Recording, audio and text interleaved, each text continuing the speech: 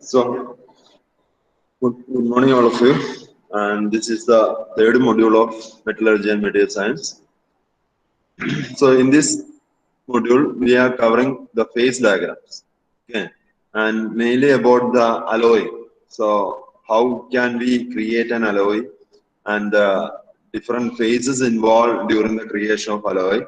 And specifically, we will study about iron carbon or steel phase diagram for iron carbon system or steel. And then we'll study about heat treatments and different changes in the material during heat treatment. Then we will study about the different applications of heat treatments like tempering, hardening, etc., quenching, etc. Then some surface hardening methods. So this is your syllabus, and this area, the phase diagram and the about alloy formation and the different types of systems in the phase diagram. All these topics are very important in metallurgy and material science. Okay, so the outcome from this module 2 is analyze the microstructure of the metallic material using phase diagrams and modify the microstructure and properties using different heat treatment process. So we already studied about the microstructure in the last two modules, and what are the different constituents in the microstructure, and we studied about grains, shape and size of grains, defects in the grains and grain boundary. So different terms we have studied about microstructure. So from this module we are going to deal with this microstructure, or we are going to study in deep about the microstructure. Then we are going to modify the microstructure by applying different heat treatment process. Okay, so for example, for a particular application, we need a particular a specific type of microstructure. For example, I need a columnar type of microstructure for a specific application, or I need a fine-grained microstructure for a specific application. So we can create a microstructure on a material based on our requirements by applying this heat treatment process. So we will study in deeply about this heat treatment process, and before that we will study in how can we modify the microstructure by using a phase diagrams. Okay, by using a phase diagram we will study about modification of microstructure also. And by studying this module 2, the course outcome 2, analyze the microstructure of metallic material using phase diagram and modify the microstructure and properties using different heat treatment process. And we will get the answer for this 4 questions. We will get the answer for the 4 questions. What are the questions? What is the driving force for the recrystallization and grain growth of metallic crystals? Okay, what are the driving force during the recrystallization process and grain growth of the metallic material? And what is the driving force for the formation of spheroid? We will study this later. And what is tempered martensite? And why 100% pure metals are weaker in strength than that of alloys? So answer to this 4 questions will be available from this after studying this module. Okay, so this is the outcome of this module. And next we are going to study about the first portion, like first topic in this syllabus is phase diagram. So we are going to study about phase diagrams. Okay. Before that, I am giving a brief introduction about solid solution. Okay, you already familiar with this liquid solution. Liquid solution. How can we create a liquid solution?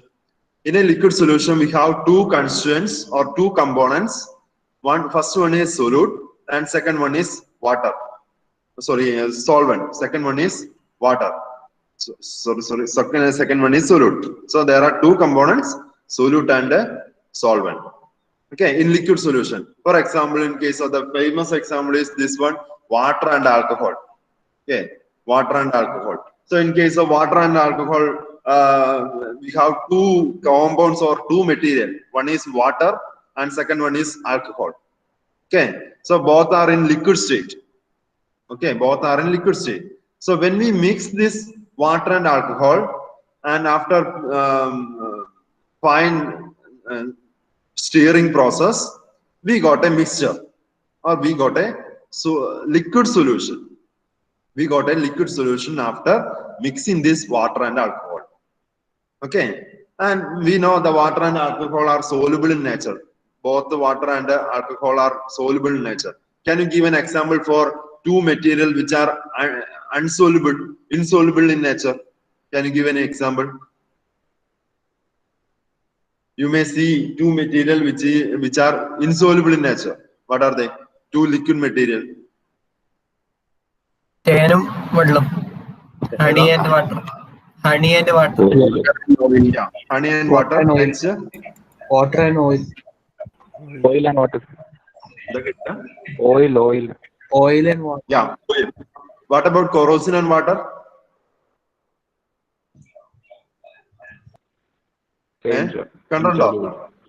Insoluble. So, yeah, when we add either oil and water or kerosene and water, like honey or water, we can see both material or both liquids will not soluble each other, or they actually boundary now. There will be a boundary between these two liquids and other separate.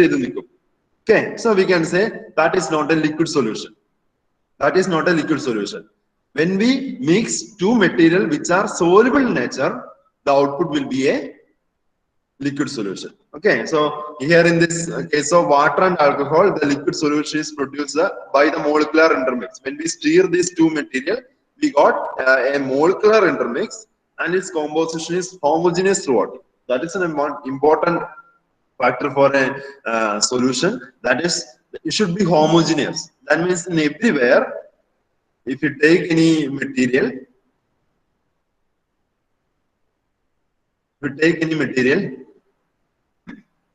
for example, in this beaker, I am taking two material. One is, for example, this water particles, and second material is, for example, alcohol. So this green one is alcohol.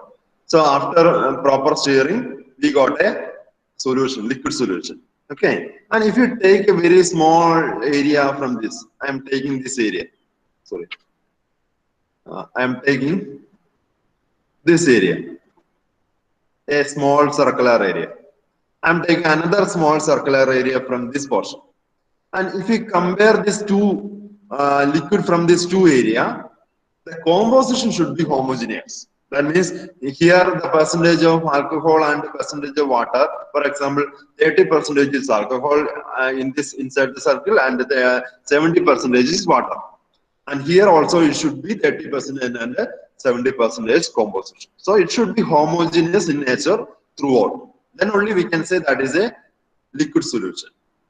So in a liquid solution, we have two components. In case of this water and alcohol, which one is the major quantity? Major concentration? In case of water and alcohol? Water. It depends. It depends. Or the capacity. It depends. So, but commonly we can see water is the major quantity and alcohol is the minor concentration component. Okay, so this can be say the minor component can be say solute material. Okay, this is the solute material. The minor quantity component can be called as a solute material, and the major concentration component can be called as a solvent material. Okay, so this is about a liquid solution. Similarly, we can create a solid solution also. In case of solid solution also, we have two components. First one is a solvent and second one is a solute. Okay, similarly in this case, in the liquid solution, the minor component or minor concentration component is called solute and the major concentration component is called solvent. Similarly, we can say in case of solid solution also, we have two components, solute and solvent. Okay, but what is the difference between this liquid and a solid solution? In case of liquid solution, both solute and solvent are in liquid phase. In case of water and alcohol, we can say both are in liquid phase. Then only the resultant mix will be a liquid solution. But in case of solid solution, both the solvent and the solute will be a solid material. both will be a solid material. So that is the difference between a liquid solution and a solid solution. Okay, so solvent present in the element or compound that is present in the greatest amount is in the solid solution is called solvent. The element which is present with the greatest amount is called solvent, and the minor concentration component is called solute. Okay, so both are solid material in case of solid solution. So that is the difference between the liquid solution and a solid solution. Okay. So this solid solution basically come in case of alloy formation. Okay. In case of alloy formation also we have two components, that is solvent and solute. How this alloy is formed? In case of alloy, we have a base metal. We have a base metal. The atoms are arranged in a regular manner on the base metal. Okay. And we have some impurity atoms. We have some impurity atoms. Okay. And this impurity atom, what happened? Diffuse into this base metal atom, and whether this impurity atom, maybe they occupy in the interstitial position or they replace the original base metal atom by substitutional diffusion process. Okay, and by this method the alloy is formed. Okay, and here we can see this is the minor quantity material, the impurities, and this can be called as a solute. Okay, this can be called as a solute. And this is the base metal, which is the major or parent metal, which is the major quantity, or which is the greatest amount in the formation of alloy. So we can call this as a solvent. So this will be a solvent, and this will be a solute. Okay, the impurity atoms is a solute. And for example, in case of steel, we can say the iron, which is in the major quantity. So we can say solvent is iron.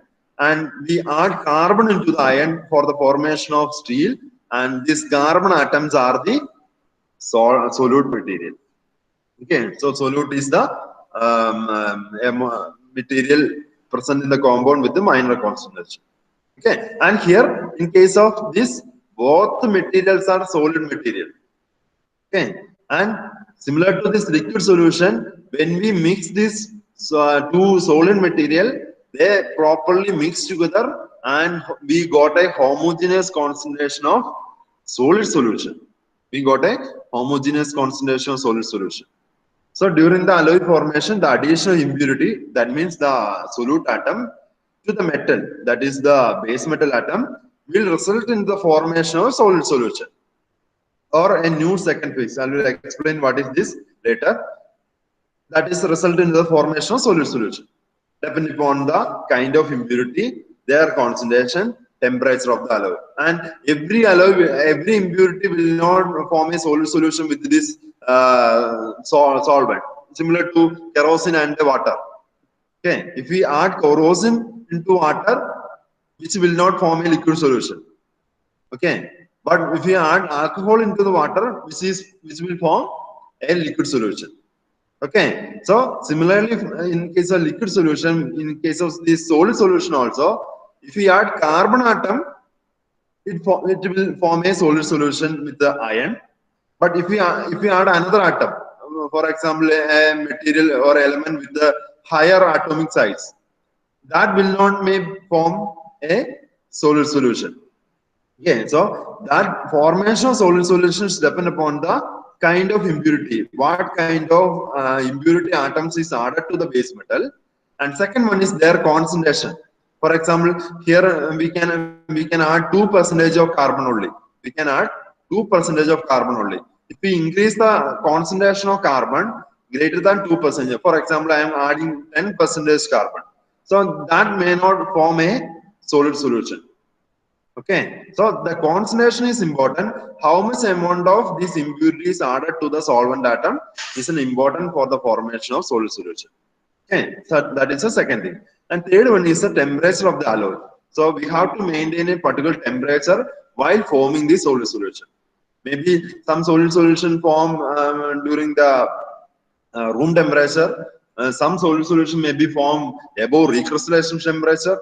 Some solid solution may be formed very near to the melting temperature. So it's dependent upon the temperature. So we have to properly arrange a medium with the corresponding particular temperature to maintain this or for the formation of the solid solution.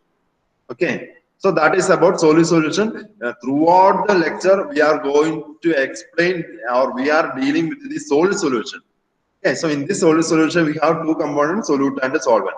Okay, later I am only give this term. This is a solvent, this is a solute. So we have you have to identify which one is solvent, which one is solute in the coming portions. Okay. So in a solid solution form, when the solute atoms, in case of alloying, the solute atom is which is in the minor concentration, that is the impurity, are added to the host material. Host material in case of alloy is the base metal or solvent. Okay, and the crystal structure is maintained. No new structures are formed. Okay, no new structure is formed.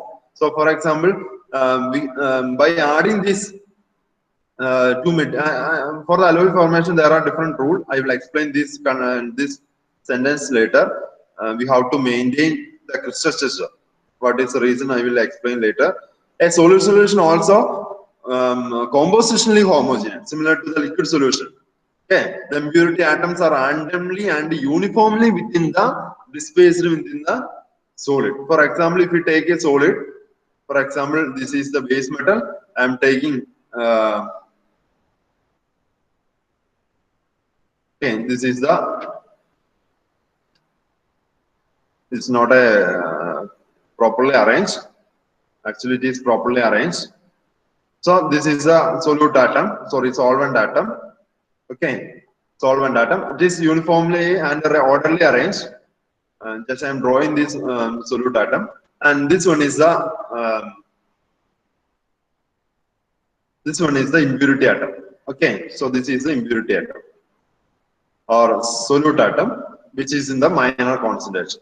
Okay, and if you take any region, for example, I take this region and I take this region also. Okay, this region also. And if we compare the concentration of solute and solvent in these two regions, it should be homogeneous. Or in these two portions, the concentration should be equal for the solute and the solvent. I mean, for example, in this region, it may be 70% of solvent atom and 30% of impurity or solute atom.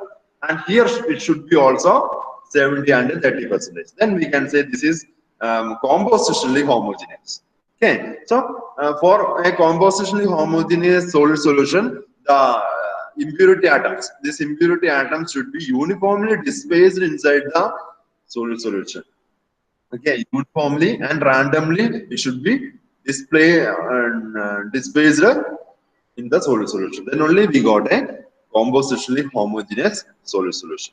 Okay, and solid solution consists of atom of at least two types. There should be at least two type of atoms is required. One will be solute and another one will be solvent. And the more than two solvent is possible.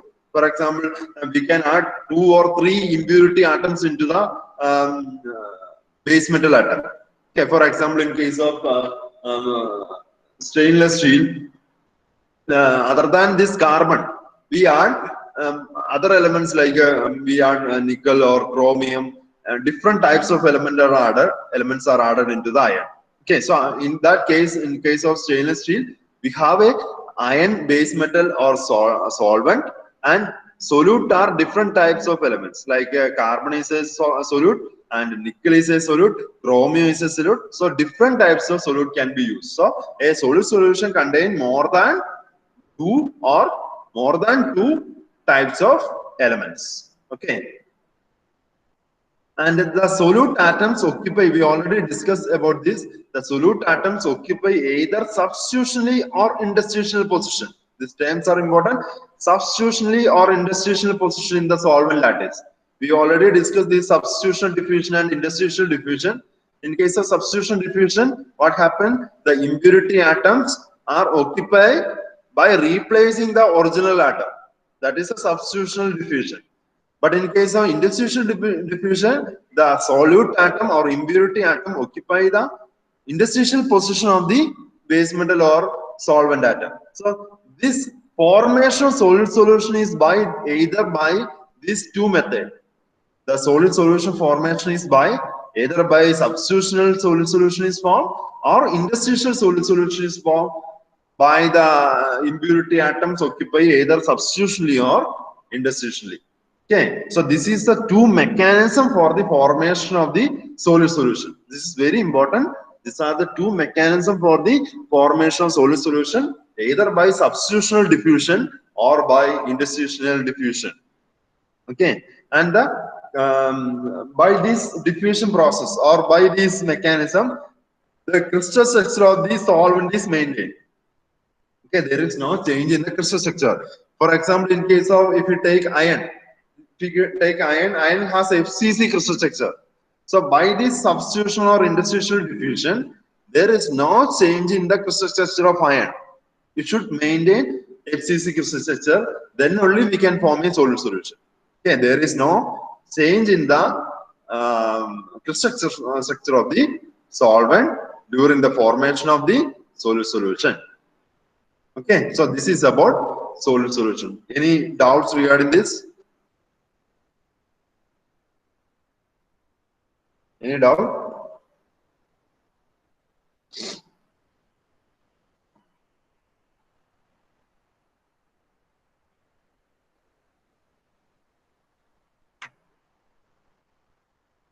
Doubts? Nothing.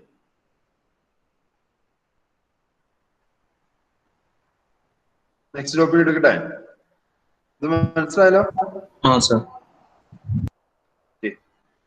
So we already discussed about these two things, substitutional and interstitial diffusion. And in case of substitution solid solution, what happened? So this is the solute material. This blue one is the solute material, and the green one is the solvent material. How this substitution solid solution is formed? These solute atoms occupy the regular lattice of the solvent crystal structure. So here the green atoms are replaced with the solute atoms, solute material. Okay, so thereby we can form a substitutional solid solution. And what is the main mechanism for the formation of substitutional solid solution? That is vacancy mechanism. Okay, here in this solvent atom there are number of vacancy. There will be some number of vacancy in the solvent atom. What happened? The solute atoms occupy that vacancy without replacing the solvent atom from the regular lattice. This solute atom occupy in that vacancy by a diffusion process. We already discussed about that. The substitution, in case of substitution diffusion, a vacancy mechanism is there. Here in the solvent atomic structure, there are some vacancy, and in that vacancy position, these solute atoms occupy. Okay, thereby a substitution solid solution is formed. Okay, so this substitutional solid solution formed by substitutional diffusion. For example, copper nickel solid solution. That is an example for the substitutional solid solution.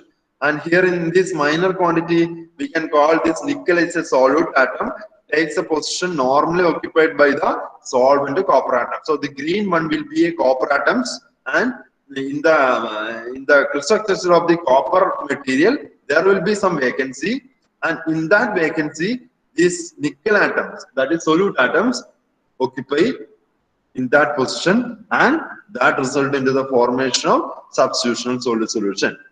Okay, so substitutional solid solution may be an ordered substitutional solid solution, but it is very difficult. We can see everywhere this is a very ordered arrangement. We can see the solute atoms, which is in red color, is orderly arranged in the inside the crystal structure. But this formation is very difficult. But here this is a random substitution solid solution. The atoms or solute atoms occupy randomly inside the solvent material. Okay, so these are the two, but this is the probability of solid solution formation is high for this random substitution solid solution than that of this ordered substitution solid solution. Okay.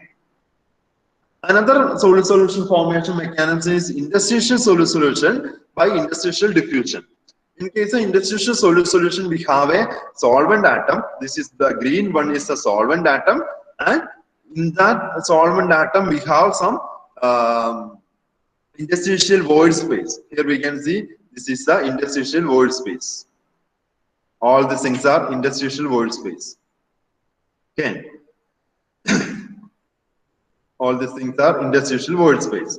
And this solute atom, which is very small in size when compared to this solvent atom, which will occupy this interstitial void space. Okay, and by diffusion process, by interstitial diffusion process, these solute atoms occupy this interstitial void space, and thereby a solute solution is formed, and that solute solution is called interstitial solute solution. Okay, when the solute atoms are much smaller than that of solvent atom, then this interstitial void space is filled with the solute atom. Okay, so that is the second mechanism for formation of solute solution. Okay, so in case of alloy formation, these are the two mechanisms. The alloy formation also is based on these two mechanisms. Either an alloy form, for example, copper nickel alloy, the solute solution is an alloy. The solid solution actually is an alloy. So copper nickel is an alloy. Here nickel is the impurity and copper is the base metal. Okay. And here in this interstitial solute solution, the famous example is the steel. Steel is an interstitial solute solution, that is an alloy. And here the green one will be a iron atoms. Iron atoms. In that iron atom, in this interstitial void space, carbon atom will occupy. We already discussed about that in the last lecture about, for example, in 2% concentration of carbon, 2% of concentration of carbon impurity atom, and 98% iron, 98% iron. We have, if you take 100% material, we will have 9 carbon atoms, 9 carbon atom and 91 iron atoms. Okay, so for a composition with the 2% carbon and 98% iron, we will have 9 carbon atoms and 91 Fe atom. Okay, 91 Fe atoms is arranged like this green sphere. 91 Fe atom. So if the 91 Fe atoms are arranged like this, there will be 90 and 91 void space will be there. Interstitial void space. Okay, so if the composition is 2% carbon, out of this 91 void space, only 9 carbon atom will occupy. We have 91 void space, but out of this 91 void space, only 9 carbon atom will occupy. Remaining 82 void space is vacant. Okay, 82 void space will be vacant in case of this composition of steel. This composition of steel, that is 2% carbon and 98% of iron. Okay, so this 9 carbon atom occupy any of the 91 void space in the iron crystal structure. Okay, and thereby an interstitial solute solution is formed. Okay. So the interstitial solution, famous example is this steel. Steel is the important example, and the copper nickel is the important example for substitution solute solution. Copper nickel alloy. Okay, and the steel is the important. Steel alloy is the important example for interstitial solute solution. Steel alloy is formed by interstitial solute solution formation. Okay. And this interstitial solute solution is formed. I already explained this rule, Hom-Rothery rule. Hom-Rothery rule, and the substitution solute solution solubility is explained based on this Hom-Rothery rule. Okay, substitution solute solution formation. Here we can see substitution solute solution. The atomic size is almost same. The atomic size is almost same. One second.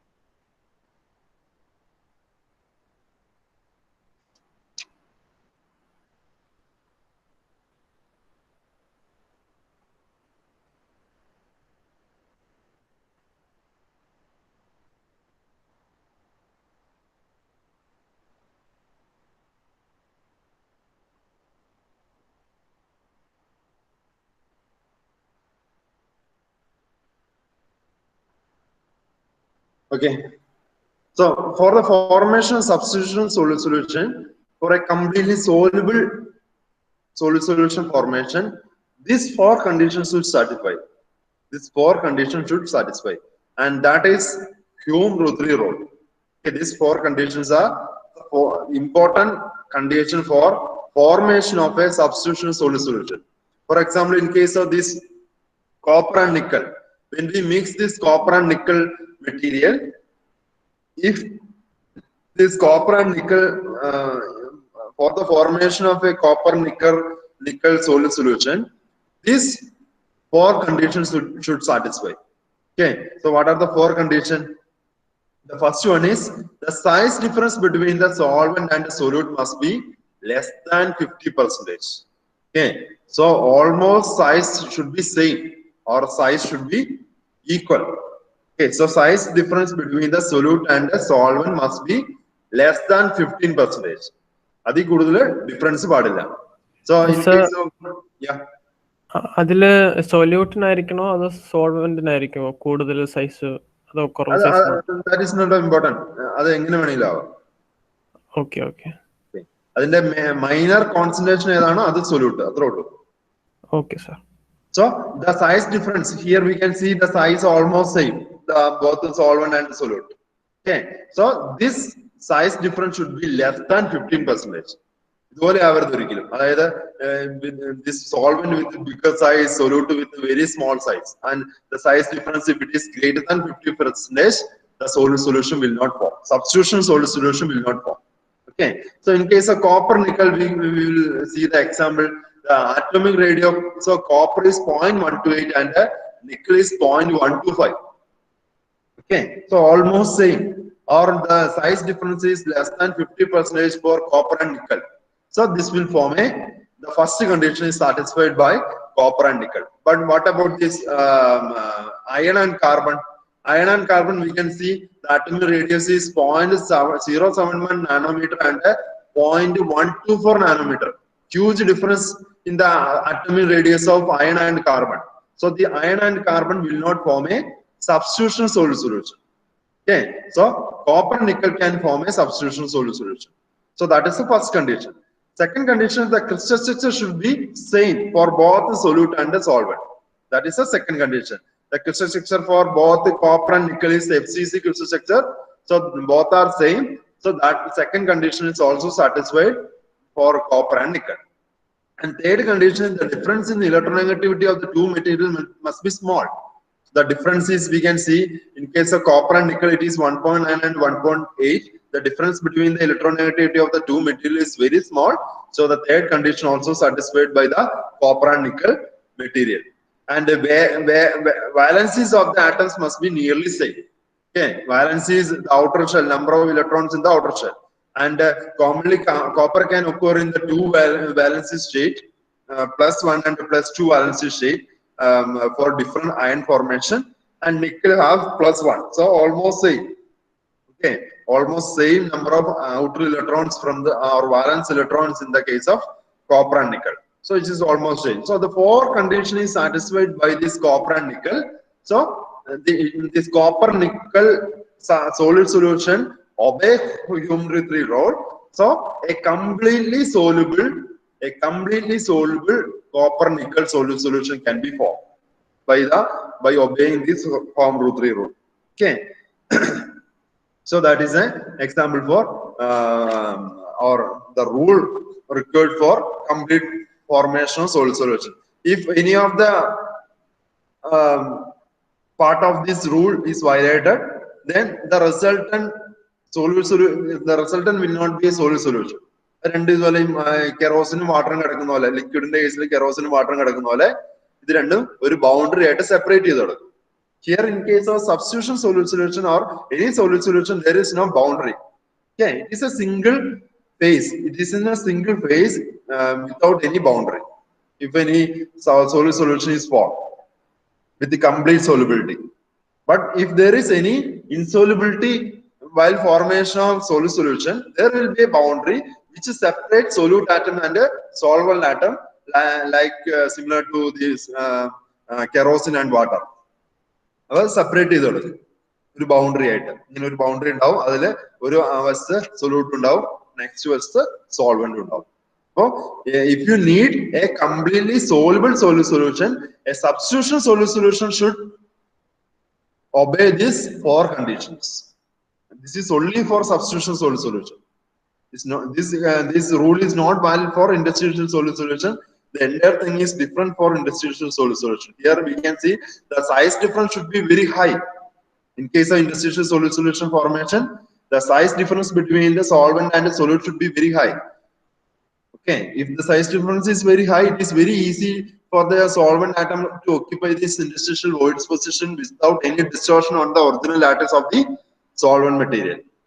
Okay, so this size difference should be very high for interstitial solid solution, but in case of substitution solid solution, this size difference should be very small or it should be less than 15%. Okay, any doubt? Sir, ഒരു doubt ഉണ്ട്.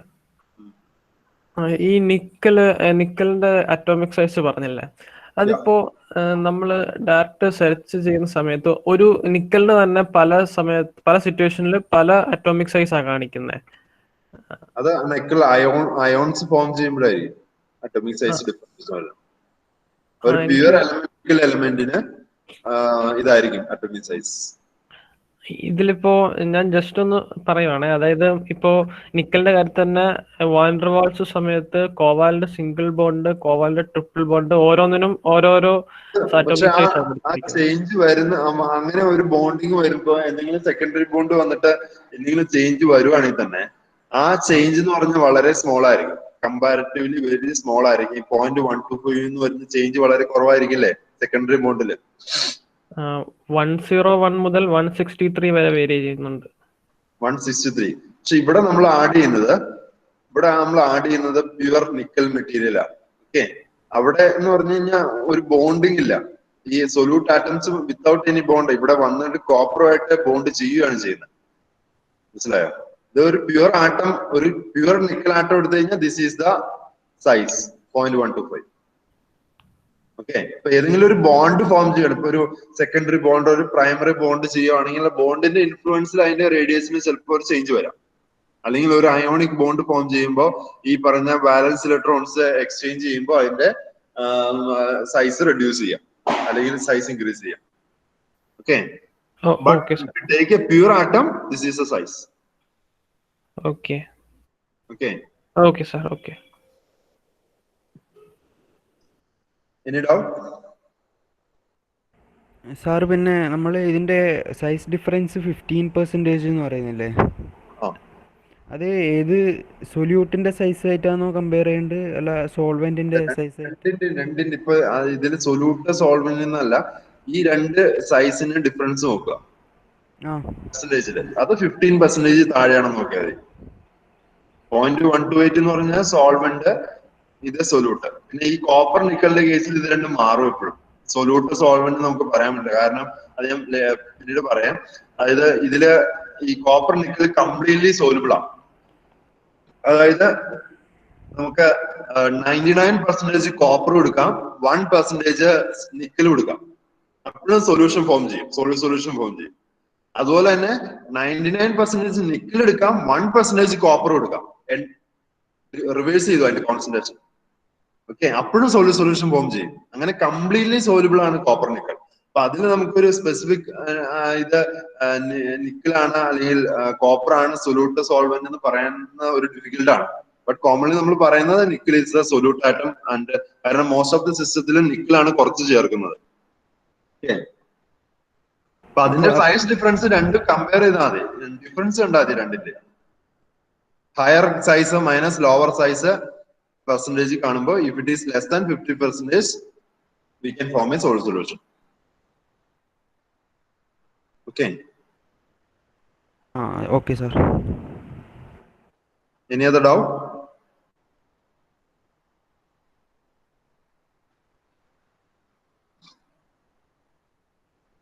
Okay, so next I am going to draw the solubility of sugar and water. Okay, നിങ്ങൾ sugar എടുത്തിട്ട് വാട്ടറിൽ നന്നായിട്ട് stir ചെയ്യാൻ പോവാണ്. So I can draw this figure. Okay, so here I am. Here we can see there are two parameters. One is temperature here, and here we can see composition. Temperature and composition. Okay, sugar and water. I am going to form a liquid solution. Liquid solution by proper stirring of sugar inside water. Okay, so in this, can you see the paper? So in this, the കാണാമല്ലേ?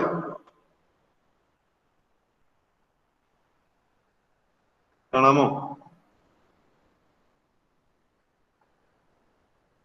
Yes. So in this, we can see the bottom line or bottom x-axis is a composition weight percentage. Okay, and here in this sugar concentration is increased from 0 at this left hand side, 0 at the left hand side, and 100 in the right hand side. Okay, here it is 0 sugar concentration. That means 0% of sugar is added in for the formation of solution, and in this point the concentration is 100% of sugar. And water addition concentration is in this direction. Here percentage of water is equal to 0. Percentage of water added is equal to 0, but here it is 100%. 100%.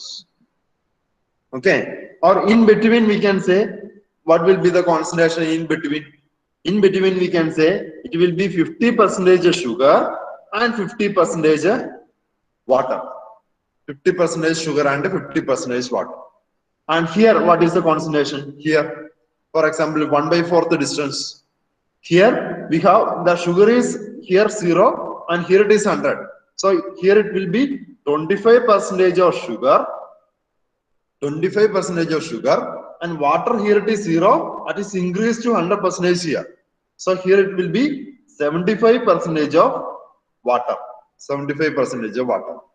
And what about here in this point, the 3/4 distance? Sugar concentration is increased from 0 to 100. So here it will be 75% of sugar, and remaining 25% will be water. It is increased from 0 to 25, then 25 to 100. Understood? So this is the concentration variation. Okay, so if you take any, if you draw any line here, in that line, the concentration of sugar and water is 50%. If you draw another line here, the concentration in that line, the concentration of sugar is 75%, water is 25%. Okay, and here we have 75% water and 25% sugar. That means, and 75%, for example, 75% water എടുത്തു ഒരു ബീക്കറിലേക്ക് 25% weight എന്തെടുത്തു sugar കൊടുത്തു എന്നിട്ട് അത് mix ചെയ്തു. Okay, this is the composition in x-axis. In y-axis, we have temperature. temperature in the y-axis. Okay, and the variation temperature is like this: 20 degree, 40 degree, 60, 80, 100 degree. Okay, this is the variation temperature. Okay, and I am taking 60-40, similar to this figure. I am taking a concentration of 60% sugar, 40% water. I am taking a 60% sugar and 40% water in a beaker. 60% sugar and 40% water. So this is the point. 60% sugar and 40% water. Okay, and at the end, properly stir. Properly stir, I can form a solid solution. For a solid solution, completely solid solution form. Completely solid solution form. Okay, for example, I am taking a temperature 40 degrees Celsius. Room temperature 40 degrees Celsius. 40 degrees Celsius. So if I take 40 degrees Celsius,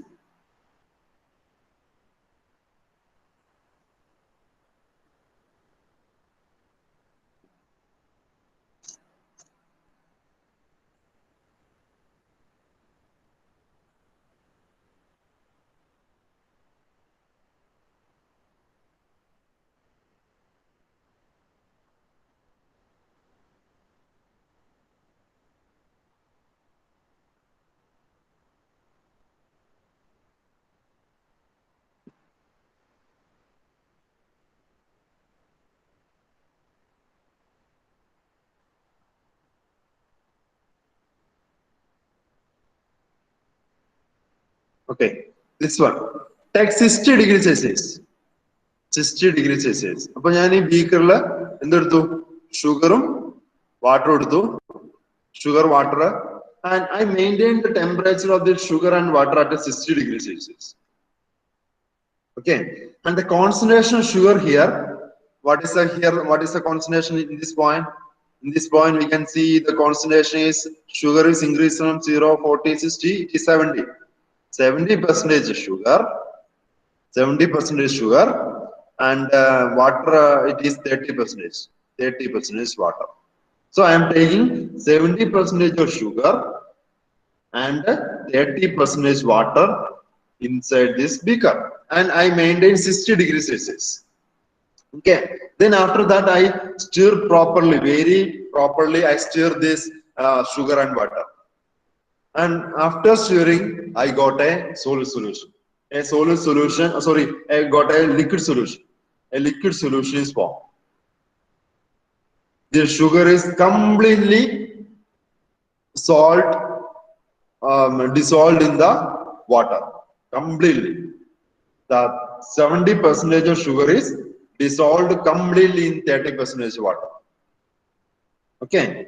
Then after that, so a complete solid solution is formed. Again, I am adding some amount of sugar into this liquid solution mixture. Again, I am adding. Initially, we have 70% sugar and 30% water.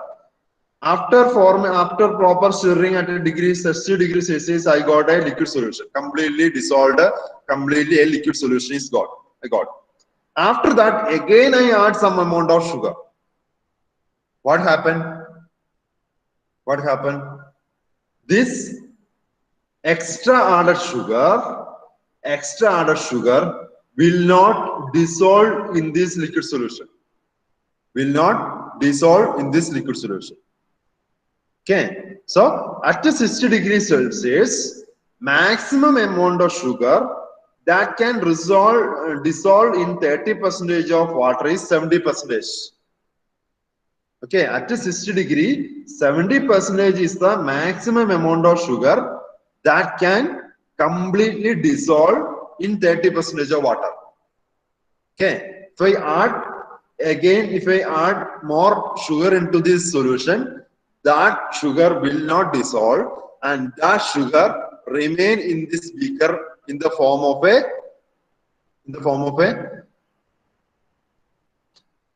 solid sugar, in the form of a solid sugar. Okay, that sugar will not form a dissolve into this liquid solution. So we can mark a point here.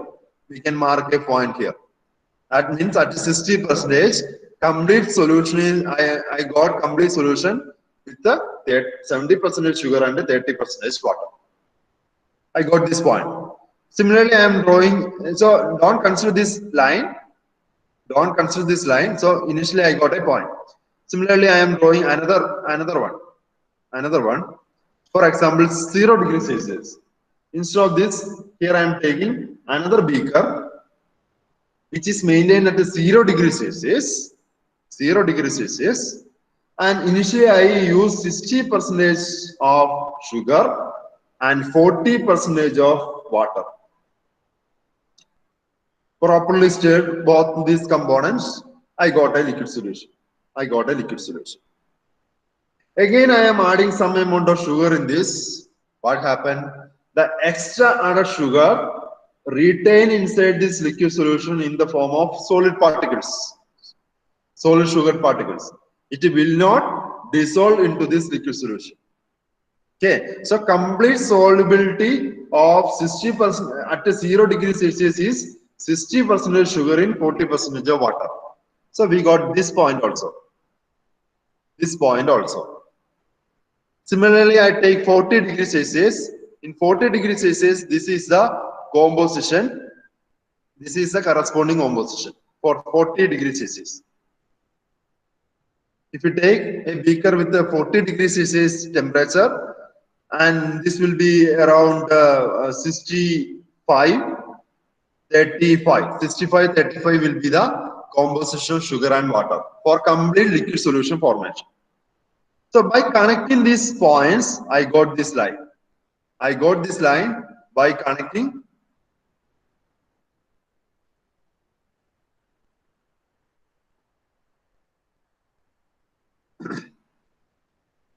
connecting all these points, I got this line. This is not a line, this is a curve. I got this curve. Okay, by connecting all the line, I got this curve. Okay, or we can say this line separating the formation of liquid solution. To the left of this line, under this temperature 0 to 100, we got liquid solution, completely solved liquid solution. Okay, so these are the composition for different temperature. For example, in case of I want to make a liquid solution at this point at 40 degrees Celsius. 40 degrees Celsius. So correspondingly, I can use this composition. That means 30%, 70% for 40 degrees Celsius. Okay, for 20 degrees Celsius, for this point, this is the 20 and 80 will be the composition. So to the left of this line, we got a liquid solution, completely soluble liquid solution. Okay, but if we add more sugar, or if we change the composition of liquid and water and this sugar to the right of this line, then we will not get a complete liquid solution. There will be some solid particles. So this line separating this completely solid solution formation region and insoluble region. Okay, so this is the line which is separating these two regions. So this line is called solubility curve. To the left of solubility curve, single phase of liquid solution of sugar syrup is formed. But to the right of this curve, we got two phases. First one is a liquid solution is formed, and second phase is a solid particles. Okay, both are coexist in this to right of this curve. So this is the solution formation for a liquid. Okay, any doubt? സാറേ ഒരു കാര്യം കൂടെ ചോദിച്ചോട്ടെ, അതായത് ഈ 60 degree സെൽഷ്യസിലല്ലയോ sir പറഞ്ഞ maximum solute that can be applied എന്ന് പറയുമ്പോൾ Yeah, at 0 degrees Celsius. 70%. അപ്പൊ അതേ സമയത്ത് 100 ഡിഗ്രി സെൽഷ്യസിൽ അത് വ്യത്യാസം വരത്തില്ലേ? 100 degrees Celsius, this one will be the corresponding percentage. For example, 80-20 at 100%. അതായത് 100 ഡിഗ്രി സെൽഷ്യസ് ആണ് ഞാൻ ബീക്കർ എടുക്കുന്നതെങ്കിൽ അതില് 80% ഷുഗർ 20% വാട്ടറില് സോലുബിൾ ആവും. പക്ഷെ ഇതെടുത്തെന്ന് വെച്ചോ, അപ്പൊ ഞാൻ 85% ഷുഗർ എടുത്തു, 90% ഷുഗറും 10% വാട്ടർ എടുത്തു കഴിഞ്ഞു കഴിഞ്ഞാൽ അതിൽ രണ്ട് കാര്യങ്ങൾ ഉണ്ടാവും. 100 ഡിഗ്രി സെൽഷ്യസ് എടുത്തു കഴിഞ്ഞാൽ എന്തൊക്കെയാ? കുറെ ലിക്വിഡ് സൊല്യൂഷൻ ഉണ്ടാവും, ബാക്കി എമൗണ്ട് കുറെ സോളിഡ് ഷുഗർ പാർട്ടിക്കിൾസ് ഉണ്ടാവും. കണ്ടോ, ഈ റീജിയണിന്റെ ലെഫ്റ്റിലാ ഈ 90-10 എന്ന് പറയുന്ന line.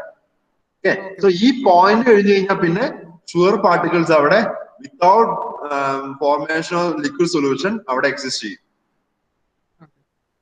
Okay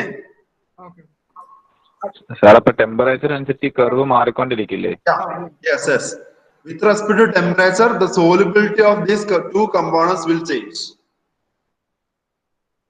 Okay. That is why we have a curve. Here we have a curve. Temperature with അനുസരിച്ച് വേരി ഇല്ലായിരുന്നെങ്കിൽ ഈ കർവ് ഇതുപോലെ വന്നേനെ, ഇതുപോലെ സ്ട്രൈറ്റ് ലൈൻ ആയത്.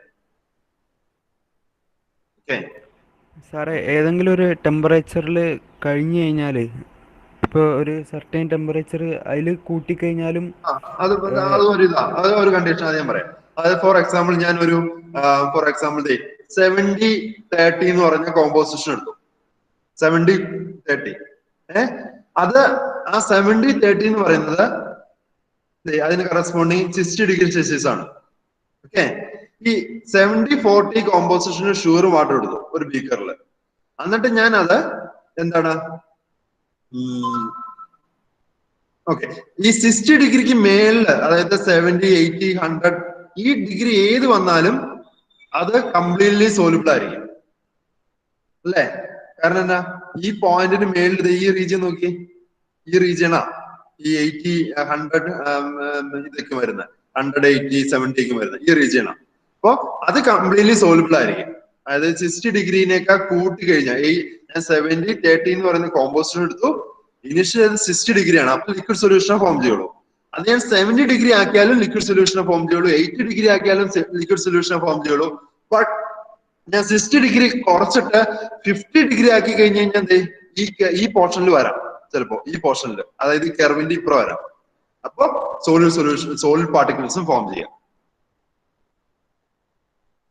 ഓക്കെ, ഇപ്പൊ ടെമ്പറേച്ചർ ഒരു പർട്ടിക്കുലർ കോമ്പോസിഷനിൽ നമ്മൾ ടെമ്പറേച്ചർ വേരി ചെയ്താലും മേ ബി ഇനിഷ്യലി ഒരു ലിക്വിഡ് സൊല്യൂഷൻ ആയിരിക്കും ഫോം ചെയ്യുന്നത് ഒരു പർട്ടിക്കുലർ ടെമ്പറേച്ചറിൽ. ബട്ട് ടെമ്പറേച്ചർ റൈസ് ചെയ്യുക ലോവർ ചെയ്യുന്നതിനനുസരിച്ച് ആ ലിക്വിഡ് സൊല്യൂഷനിൽ നിന്ന് ഈ സോളിഡ് പാർട്ടിക്കിൾസ് സെപ്പറേറ്റ് ആയിട്ട് പോവാം. അത് സോളിബിലിറ്റി ലിമിറ്റ് മാറുമോ? അത് ഇത് തന്നെയായിരിക്കും 70-30 തന്നെയായിരിക്കും സോളിബിലിറ്റി ഇത് ലിമിറ്റ്? തന്നെയായിരിക്കും. ഒരു particular composition at a particular temperature there will be A solubility limit. സാറേ അതല്ല, ഇതിപ്പം നമുക്ക് ഇവിടെ 100 ഡിഗ്രി സെൽഷ്യസിൽ 80-20 അല്ലേ പെർസെൻറ്റേജ് വരുന്നത്? നമ്മൾ ഇനി ചിലപ്പം 110 ആക്കി കഴിഞ്ഞാലും 81-90 എന്നുള്ളൊരു പെർസെൻറ്റേജ് വരാതിരിക്കും, അങ്ങനെ ഒരു ചാൻസ് വരില്ലേ? ഇത് 100 വരെ കാണിച്ചെന്നുള്ളൂ. ഇതിന്റെ ടെമ്പറേച്ചർ ഇൻക്രീസ് ചെയ്യുന്നതനുസരിച്ച് ഇങ്ങനെ ഗ്രാഫ് കൊണ്ട് എക്സ്റ്റെൻഡ് ചെയ്യും മേളിലേക്ക്. അതെ എവിടെയെങ്കിലും വെച്ചിപ്പം 110-ല് 90-10 വന്നു പെർസെൻറ്റേജ്. അത് ഈ പറഞ്ഞ ഇത് 100% ഷുഗറും 0% വാട്ടറും അങ്ങനെയാണ് ഉദ്ദേശിച്ചത്.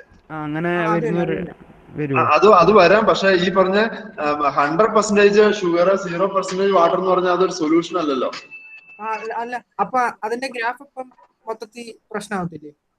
അല്ല, അപ്പൊ അതുകൊണ്ടാണ് നമ്മൾ ഈ പറഞ്ഞ അത്രയും ടെമ്പറേച്ചറിലേക്ക് പോകാത്ത. ഇത് 100% ഷുഗർ 0% വാട്ടർ എന്ന് പറഞ്ഞു കഴിഞ്ഞാൽ അവിടെ സൊല്യൂഷൻ, അവിടെ വാട്ടറേ ഇല്ലല്ലോ. അപ്പൊ അത് സോളിഡ് പാർട്ടിക്കിൾ ആയിട്ട് തന്നെ മെയിൻറ്റെയിൻ ചെയ്യില്ലേ, ഒരു സൊല്യൂഷൻ ഫോം ചെയ്യില്ലല്ലോ.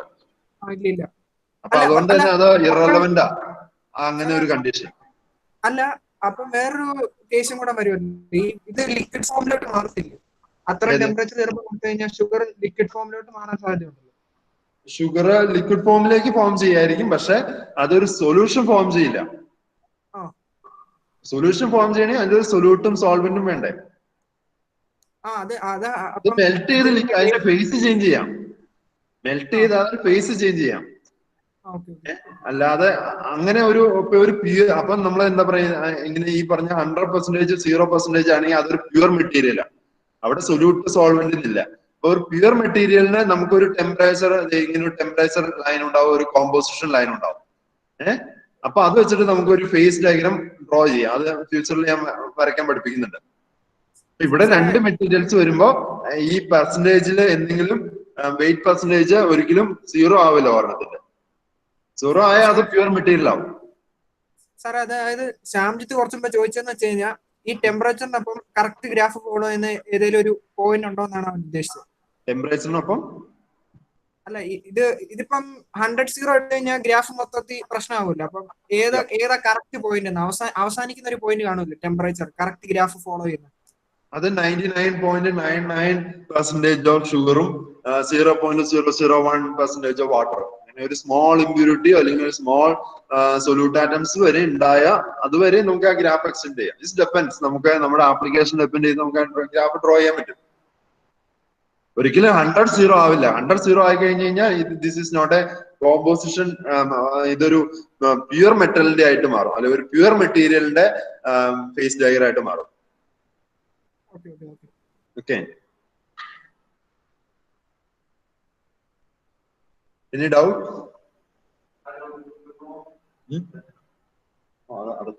അടച്ചു.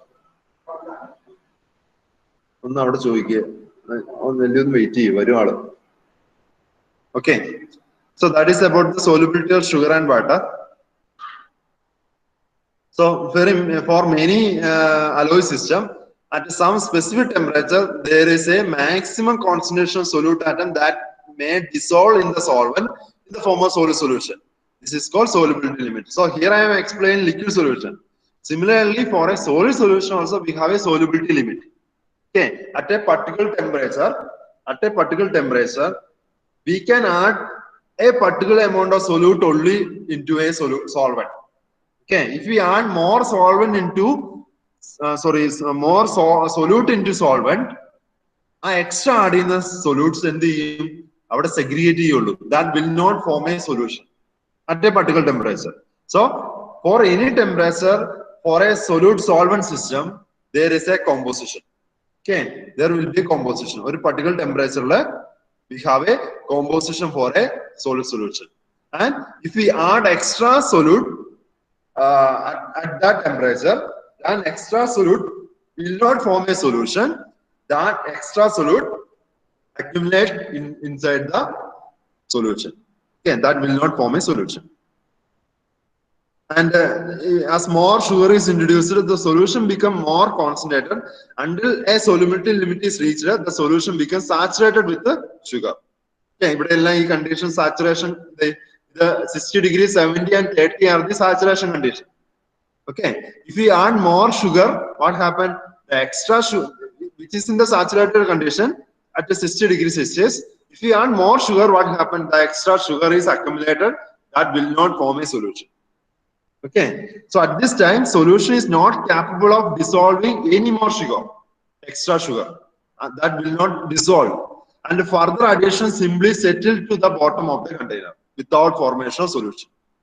Thus, the system now consists of two separate substances. Okay, ഇതുപോലെ എക്സ്ട്രാ സൊല്യൂഷൻ ആഡ് അല്ലെങ്കിൽ സൊല്യൂട്ട് ആഡ് ചെയ്ത് കഴിഞ്ഞാൽ ആ എക്സ്ട്രാ സൊല്യൂട്ട് ഇവിടെ സെഗ്രിഗേറ്റ് ചെയ്യുമ്പോൾ we have two components here. One is a liquid solution, sugar, water, liquid solution ഉണ്ടാവും, and another component is a settled down solute particles. So there are two separate substances will be there. One solution and undissolved sugar particles which is segregated in the bottom of the beaker. So the solubility is limit of the sugar in water depending upon the temperature of the water and sugar. Okay, so ഇതിൽ നിന്ന് ഞാൻ രണ്ട് കാര്യങ്ങളാണ് നിങ്ങളോട് പറയാൻ ഉദ്ദേശിക്കുന്നത്. ഒന്ന്, ഈ കോമ്പോസിഷനും ടെമ്പറേച്ചറും ഒരു മെറ്റീരിയൽ, രണ്ട് മെറ്റീരിയൽസിന്റെ സോലുബിലിറ്റിയിൽ ഇമ്പോർട്ടന്റ് ഫാക്ടർ ആണ്. Okay, temperature vary in for a particular composition. If we vary the temperature, the solubility also will vary. And for a particular temperature, if we change the composition, then again the solubility will vary. So the solubility of solute and a solvent and the formation of a liquid or solid solution is purely dependent upon the temperature and the composition of components. Okay, ഈ കാര്യമാണ് ഞാൻ നിങ്ങളോട് പറയാൻ ഉദ്ദേശിക്കുന്നത്. Okay, നിങ്ങൾക്ക് next class എപ്പോഴാ? 12:30 sir. നിങ്ങൾ ഒരു 15 minutes ഇന്റർവെൽ എടുത്തോ, 10:30 വരെ കേട്ടോ. Okay. Okay. 50 minutes, 10:30.